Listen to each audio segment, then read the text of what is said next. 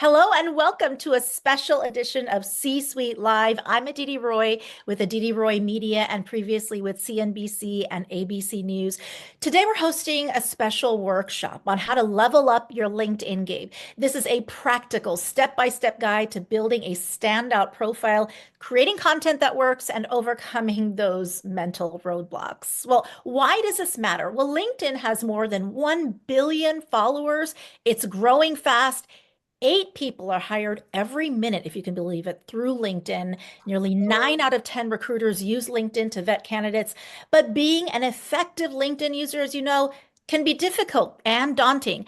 That's where our powerhouse panelists come in. They're here to guide you through the process. Let's meet them now. We start off with Jess Jensen. She's a comms expert who has worked at companies like Nestle, Adidas, Microsoft, and Qualcomm. Gary Liu is the CFO at Biomerica and frequent LinkedIn voice. Lai-DuMone is a TEDx speaker and CEO of Worksmart. Welcome to all three of you. Thanks, Aditi. Thank you, Didi. Well, while we're chatting with our illustrious panelists, we want to remind our live audience today to have your questions ready. We'll be answering them later on in the workshop. But let's dive right on in. I want each panelist, first of all, to give us your street cred. So Jess, let's start with you. You have worked for some iconic companies and leaders. What are you doing now? And how has LinkedIn helped you grow your own business? Thank you. So as you mentioned, I've had the good fortune to work at sort of 4 Fortune 500 companies. So Nestle, Adidas, Microsoft, and Qualcomm. It was my last role at Qualcomm that I really started to dig in and work with our C-suite one-on-one on their digital and social media platforms. We recognized after watching sort of engagement decline year after year on the brand side that a lever we could pull was to build the personal brands of our leadership in addition to traditional corporate digital marketing. So I took that practice that I built over the last 5 years at Qualcomm, and I have built my own company. So that's called Copilot Communications. And I do the same, very similar things that I did in-house now with clients externally. The real focus is on building executive digital brands that are clear, confident, and honestly, right now, more important than ever, they're human. And I'm sure we'll get into AI a little bit later in the chat, but that's playing a big role in what we're seeing happen. I'm happy to be here and I'm happy to be of service to everyone on this call. We're so excited to have you and mine your very valuable playbook. Gary, you are our CFO at a publicly traded company, and you're also a frequent LinkedIn voice. Many people don't think of CFOs as storytellers or content generators. What made you turn to LinkedIn, and how has being a contributor helped you grow professionally? I know that professionally, you are not just limited to being a CFO. Talk a little bit about your activities. Thanks, Aditi. Yeah, it's one of those things where it started really when I was younger. I actually went to college as a creative. I was not in the accounting and finance discipline.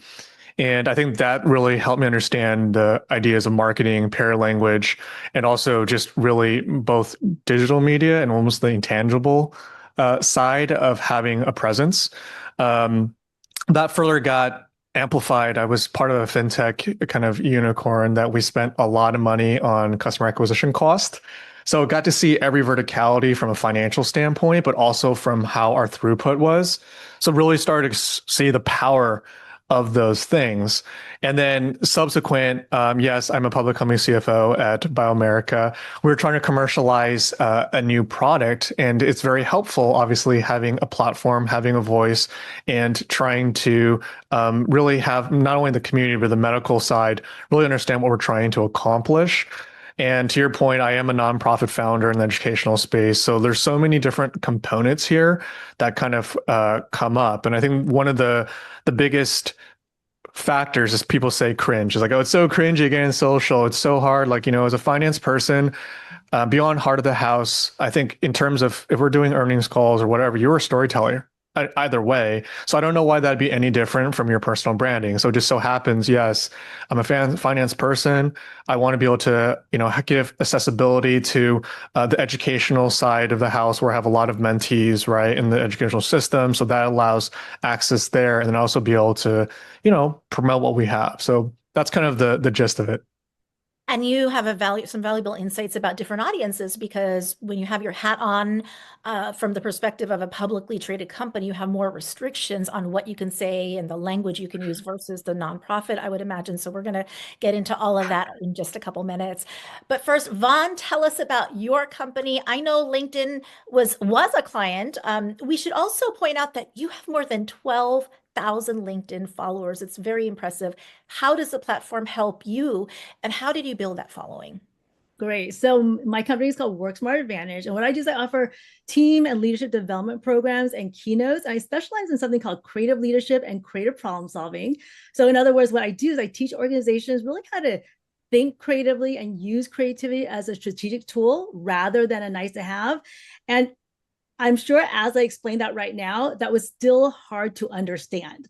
So what I found about LinkedIn was it really gave me a space to show people who I am and what I do.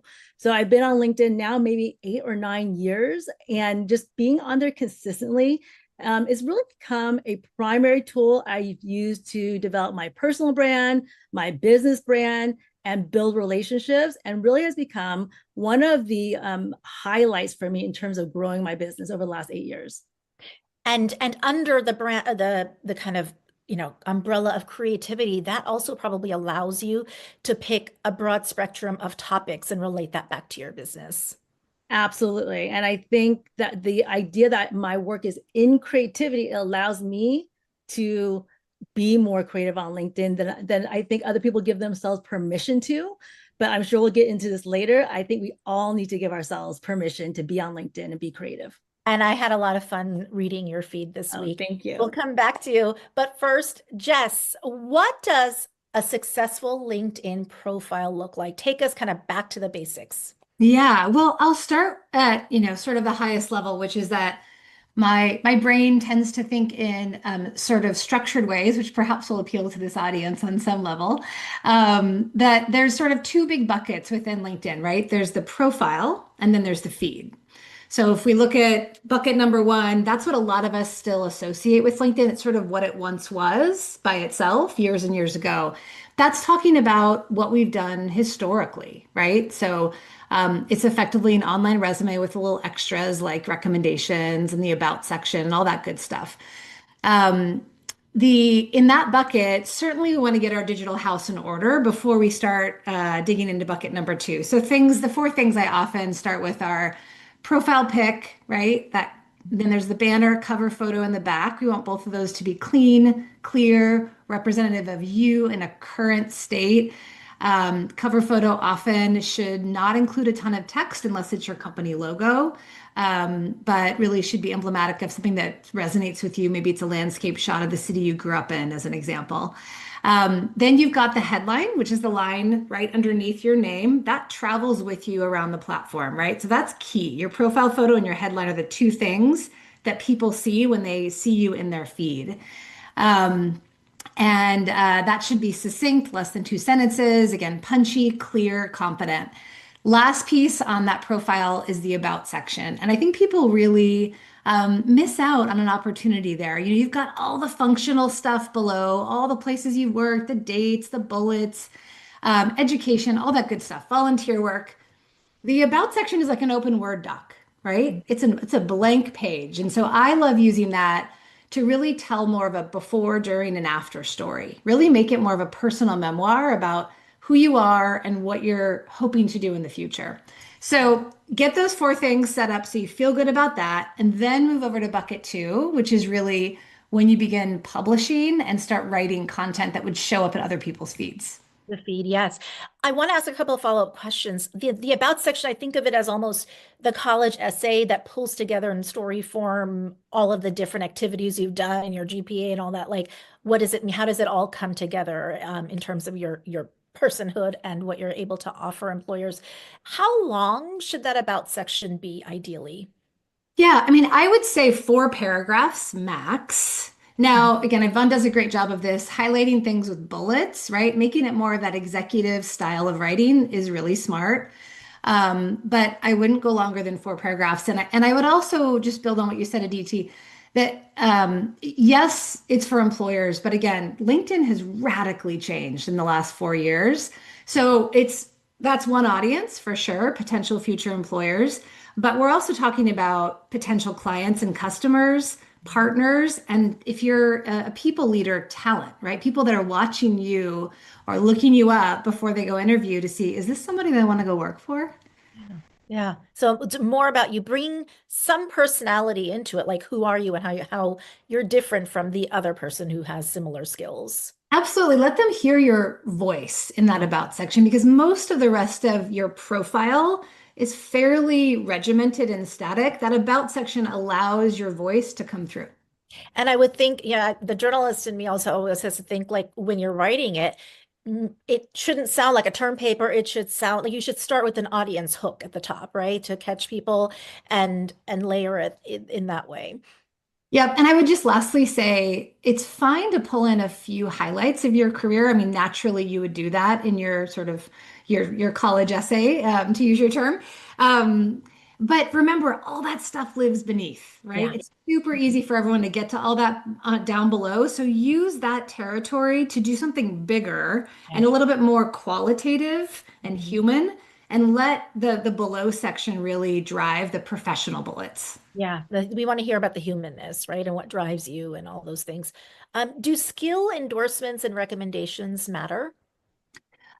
So two pieces. So the skills, you can have up to 5 under each of your jobs. So to me, that's an easy way just to highlight the major things that you touched, product marketing or, P&L management, whatever. And so let those live again with each of your job roles. So those are good it's almost like search words, right? People that do search, recruiters largely are doing searches for those words.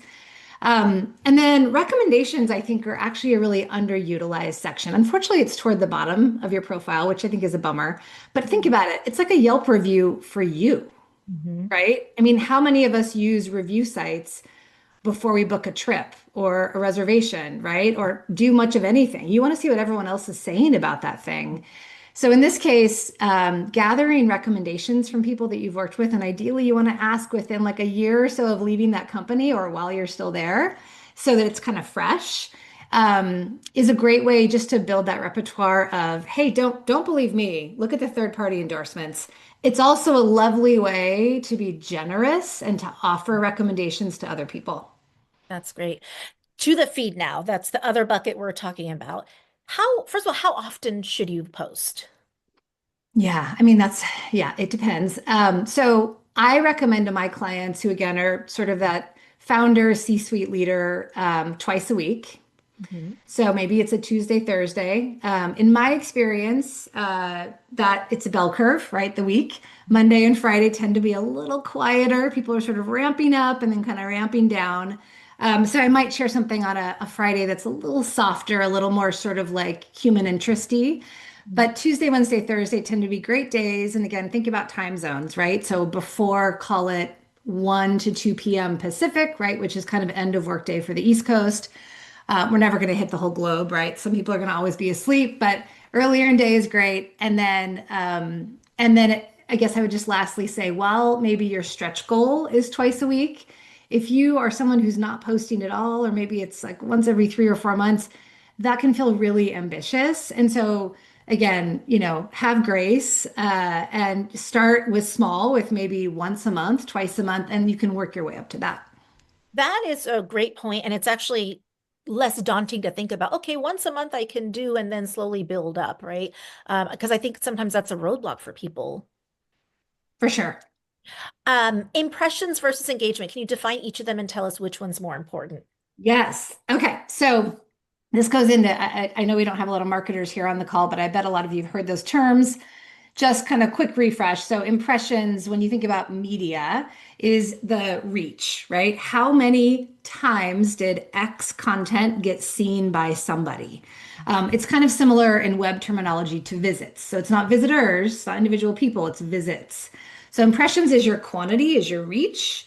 And then engagement is your depth, it's your quality. So how many times did a person take an action? So an engagement is everything from the lowest level of I liked it, right? That's the easiest threshold, all the way up to I reshared it with a comment. And then in the middle is stuff like just commenting below or saving it, right? So all those touches that people do in their feed of your post is considered an engagement. So the kind of money metric, if you're someone who likes numbers, which I know this audience does, is the engagement rate, right? Engagements are the numerator, impressions are the denominator. You get a nice percentage out of that.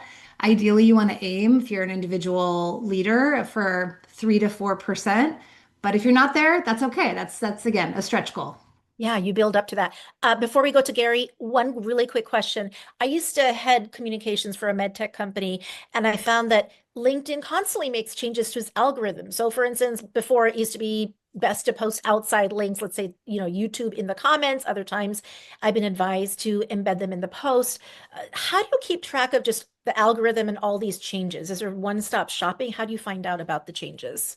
Yeah, I mean, you certainly, all of us, I'm sure, in our industry read, a fair amount of blogs, follow certain thought leaders, and you sort of, you try to digest the data as it comes. But you're spot on, Aditi. Like for any of the social platforms, again, I always refer to them as rented, not owned, right? At any moment, it can all be shut down. The algorithm can change, right? We don't own them like we own a website, or an email newsletter database.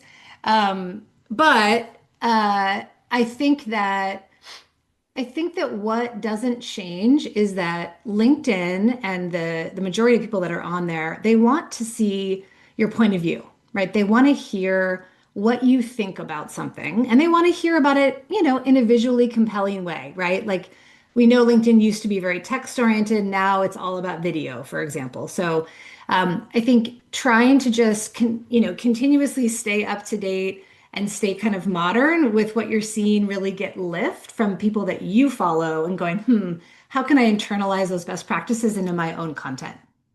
That's great, reassuring. It's just kind of following the market and your instincts.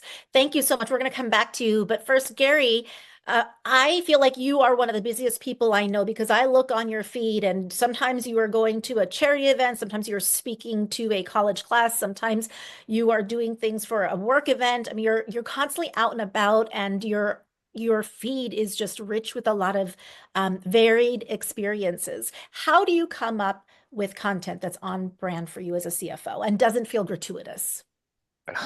That's a great question, Didi. I think I started, very similarly to what Jess had mentioned. I was very afraid to post. I was doing a lot of these things. I just wasn't posting about it, and I wasn't really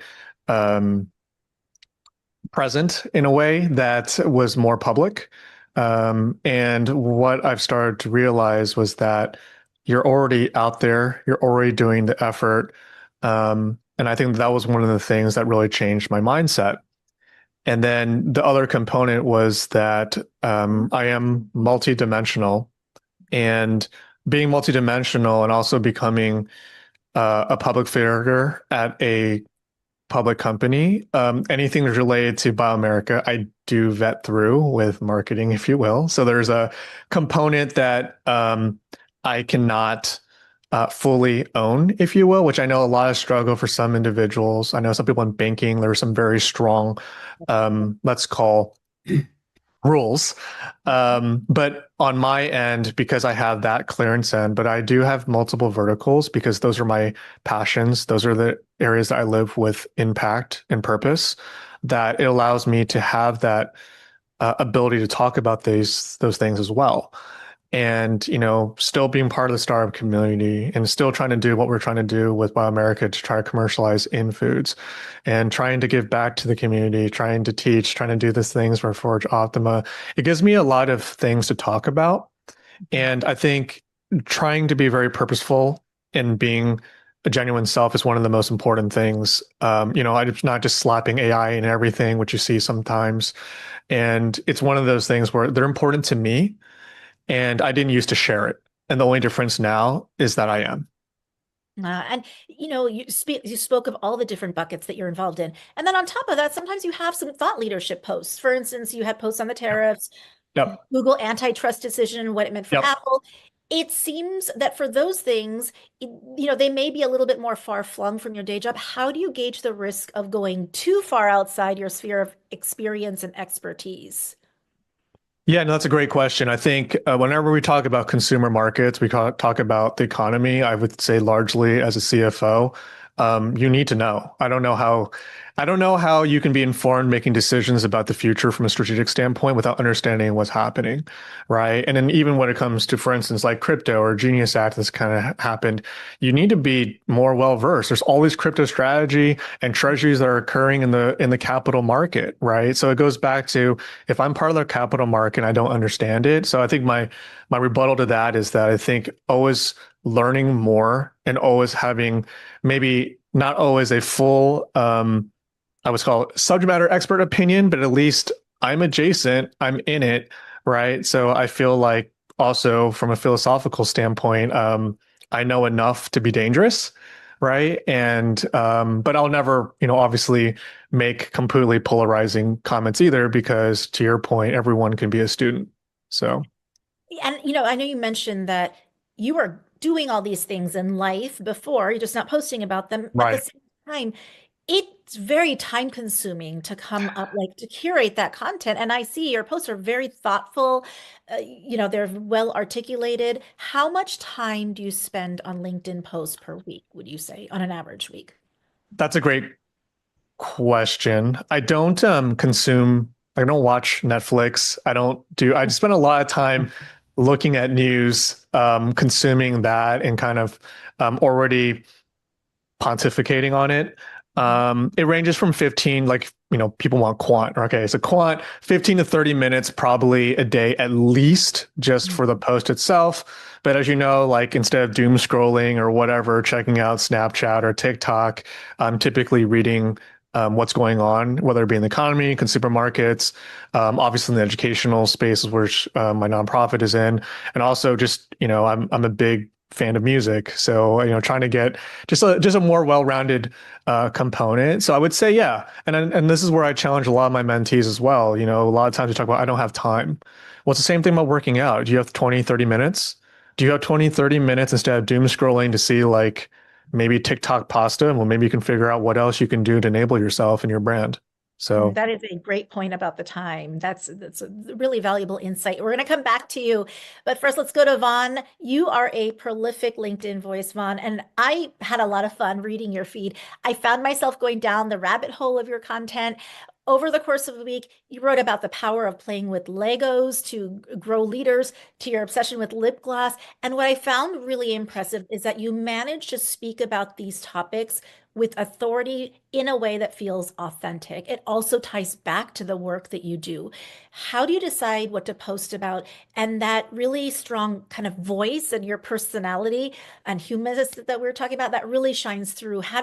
How long did it take you to kind of develop that? Did that come over time? Absolutely. I definitely want to address that because I always think back about where my LinkedIn journey started. And it really started with saying there's no possible way I'm ever posting on LinkedIn. I'm not asking questions. I'm not making a video. I had been working with a business coach about how to grow my business. So that was my why. My why was, how am I going to grow this business? And what she and I came up with was, like, I need more visibility, and LinkedIn is where my clients are. So she asked me to post a question on LinkedIn, and she asked me to post a video on LinkedIn.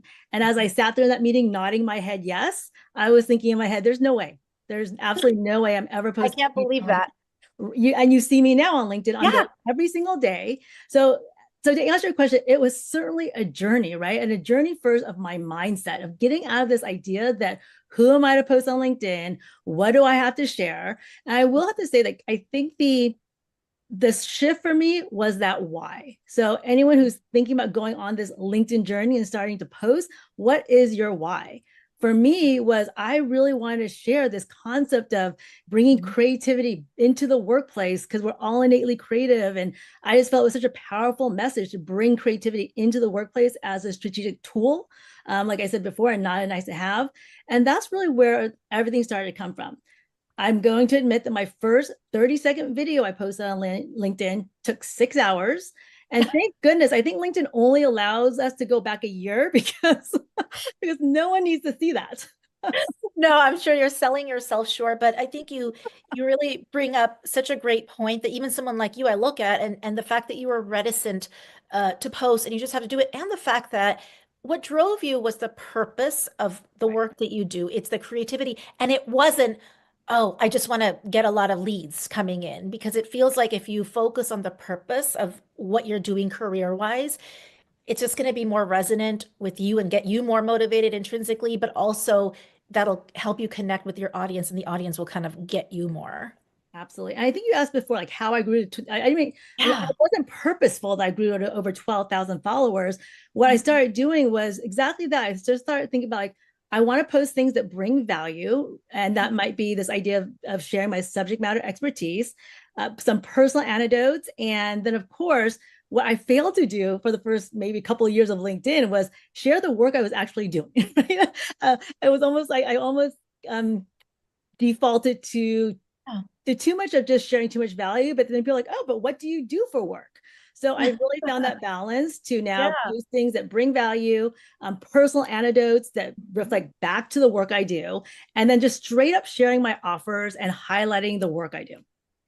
And before we're going to do a couple of rounds with all the panelists, but I want to ask you, I noticed you post LinkedIn articles, you have a LinkedIn newsletter, and you also have a steady stream of LinkedIn posts. How do you decide which channel within LinkedIn to publish a piece of content? Or if it's a similar topic, how do you kind of tailor each of those pieces of content to those channels? So for posts, it's anything that I'm gonna, when I post, it's like if I come up with it, I'm either gonna not post it, but create it at that moment and then schedule it, right? So everything's scheduled ahead of time.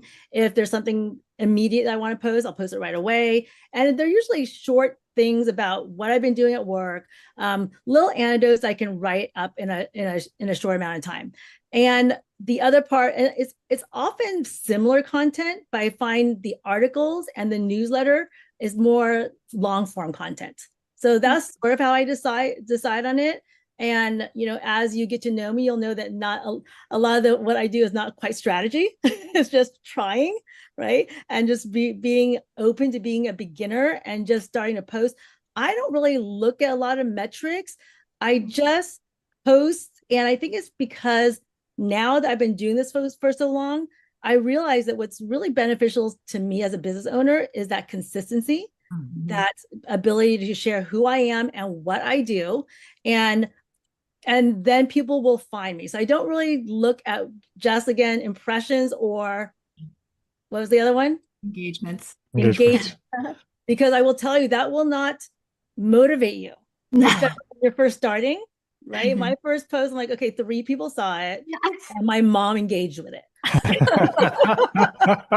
And then my next post, I had to remind my mom to engage with it. Well, yeah, and you bring up a good point, Ven. Like, it also matters who. I mean, I've got a client who, even if a post only reaches a small number of people, but it's a couple of those people are key for him, then it's like, again, quality over quantity. Yes. And how sticky they are, exactly, right? Or if it does lead to a lead or something.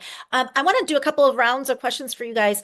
Vaughn, let me stay with you. Who do you think does an excellent job creating content on LinkedIn? Who are some of your favorites to watch? So I have 2 people that I love watching, and I follow them. I have there's that little bell you can click on their profile, so you can follow everything they do. So Jonathan Neiman, the co-founder and CEO of Sweet Greens. So I want to give you a CEO and then a founder. So he, as a CEO, right? A lot of people are like, oh, C-suite shouldn't be posting, whatever it might be, whatever your mental block is. He's posting all the time. And what he does is he posts celebrations, right? He's always celebrating the wins of his team, talking about store openings, new product launches, company milestones. So it comes off as authentic to who he is. And it also comes off as, this is a great person to work for. He's always celebrating us. Yeah, and it's funny because, oh, go ahead. Oh, go ahead. No, go ahead. I've actually interviewed there's 3 co-founders, I believe, and they did it in Georgetown. Nick Jammett is one of the other co-founders, and he does the same thing on his LinkedIn and other social platforms to celebrate those wins. Yes. And I'm glad you asked that question, because as I was going through and thinking about what information and what content draws me, that one really stood out. And the idea that it's about celebrating others. And then on a founder side, there's a gentleman named Scott McGregor. He's the founder of a online and in-person community called the Outlier Project. Is a community of people who are living extraordinary lives.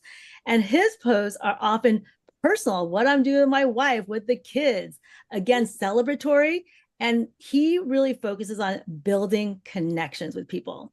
And then because he is trying to get people into this Outlier Project and share the people he knows with, with the members, he often shares not just what he knows, but who he knows. And I think that is his way of generating that interest in the community. Great. Gary, who do you follow? Who do you think is doing a great job on LinkedIn? Yeah, I can think of two. So I think Lorraine Lee, she's one of the ones who help you identify your voice, if you will, how to be seen. And she's actually been able to give me some very practical advice in terms of my own journey. And I think she just basically brings a lot of value. I think Vaughn had mentioned that too when she posts, and she obviously has a newsletter. She's always other things, but there are a lot of nuggets that you can be kind of drawn from that that really resonate, because I think she really kind of hits on the psyche of when you don't feel comfortable. But in the end, as we all know, many of us are founders or executives or whatnot, that you've made a career of doing things that make you uncomfortable, then you've become comfortable with it and you succeed, right? And I think that her messaging, even speaking to her, is just super genuine person. The other one is not a person; it is a person, but unknown. Secret CFO. So they have quite a bit. It's a guy for sure. So works for some large Fortune blank company. But he never will disclose where he is. But he also runs obviously almost like a business off of this secret CFO thing. And as a CFO, he actually brings up a lot of funny, and it's almost like because he's masked, he says things like the quiet things out loud.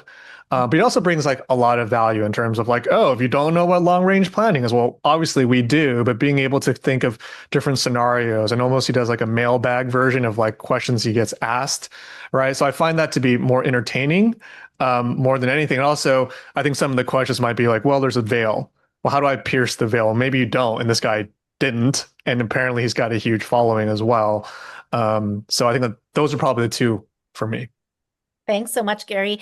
Jess, we don't have much time left, but I want to hear from you. Who do you think is doing a fantastic job on LinkedIn? Yeah, I was taking notes as they were talking. I love getting these recommendations. Yeah. So a lot of the folks that I've got on my list are in the C-suite. So I love Frank Cooper. He is the CMO of Visa. I love Sarah Blakely, CEO, former founder of Spanx. Satya at Microsoft does a pretty good job, leans more on the corporate side, but he'll bring through some humanity as well. Jamie Dimon, CEO of JP Morgan, and Michael Atala, CMO at UiPath, an AI company. So all of them share this really lovely portfolio of both supporting their company, product launches, shining a light on employees and coworkers, also coupling it with thought leadership about the future of their industry, and then also peppering in some personal anecdotes, moments of vulnerability, and really spending time in the comments. Especially Frank Cooper is a great example of this, responding to those comments that come in under his posts. Great. Thank you. I have a long list of leaders I want to follow now. And I will add to that one of my favorites, Adam Grant, the luminary at Wharton who teaches organizational behavior. I think he does a fantastic job on LinkedIn as well. Quickly, one last thing is from all three of you. We'll start with you, Jess. How can people reach you directly on LinkedIn? Yeah, so per my brand, I lean very heavily into starting with the personal. So follow me at Jessica K. Jensen, so my personal LinkedIn profile. I have a company, Copilot Communications handle, but honestly, most of my stuff's on the Jessica handle. Awesome. Gary, what about you? Quite simply, I'll just drop the link in chat. I'm not, it's not a business for me. This is very much so just a platform. So I just dropped it into the link. I only have one. That's great. And Vaughn, how can people reach out to you? Well, since I use LinkedIn as my second home, definitely reach out to me there under my name, and I can drop a link in as well. And always, I mean, again, very accessible. You can email me, Van, V-A-N, at worksmartadvantage.com. Thank you, all three of you, for your insights. And this concludes our taped portion of the workshop. If you are in our real-time live audience right now, do not leave. We have some interactive programming for you, so stay right there. If you're watching our pre-taped stream or listening to the podcast, thanks to everyone for tuning in. To replay this show, just ask your smart speaker or car to play CFO Focus Live. I'm Aditi Roy.